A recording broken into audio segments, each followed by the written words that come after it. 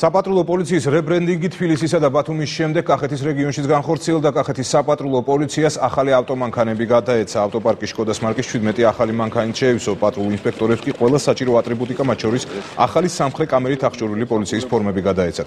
ასევე გაფართოვდა კახეთის საპატრულო პოლიციის სამოქმედო არეალი. საპატრულო ეკიპაჟები ახლა უკვე ლაგოდეხისა და დედოფლის წყაროს რაიონებში დაიწყებენ პატრულირებას. ღონისძიებას თელავში შინაგან საქმეთა მინისტრი ირაკლი ღარიბაშვილი და საპატრულო პოლიციის დეპარტამენტის ხელმძღვანელები დაესწრნენ. მინისტრმა საპატრულო პოლიციის დეპარტამენტის კახეთის მთავარი სამმართველოს თანამშრომლებს სიტყვითაც მიმართა.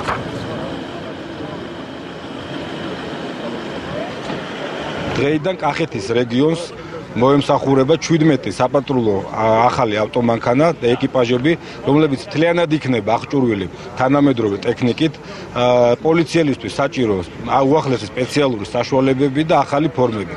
ეს ყოველივე კიდევ ერთი წინაპირობაა იმისათვის, რომ საპატრულო პოლიცია უფრო ეფექტურად და ხარისხიანად მოემსახუროს ამ რეგიონის მოსახლეობას. თითოეული ავტომანქანა აღჭურვილია ვიდეო კონტროლის თვალით, რაც რა თქმა უნდა მიმართულია მოქალაქეთა უსაფრთხოებისკენ და რაც მეტად უფრო გამჭვირვალეს კახეთის საპატრულო პოლიციის მუშაობას. ჩვენ მივიღეთ 900 თავზე დეპოლიტიზებული პოლიცია, ჩვენ მივიღეთ მოტივირებული პოლიცია, უფრო მობილიზებული და რასთავარია მათი საქმიანობა არის წარმატებული.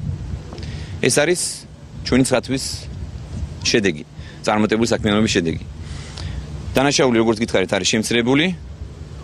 53.3% შეადგენს გახსნით მაჩვენებელი პროცენტულობა, მაშინ როცა გასულ წელს იყო დაახლოებით მაგის ნახევარი, უფრო ნაკლები 23%.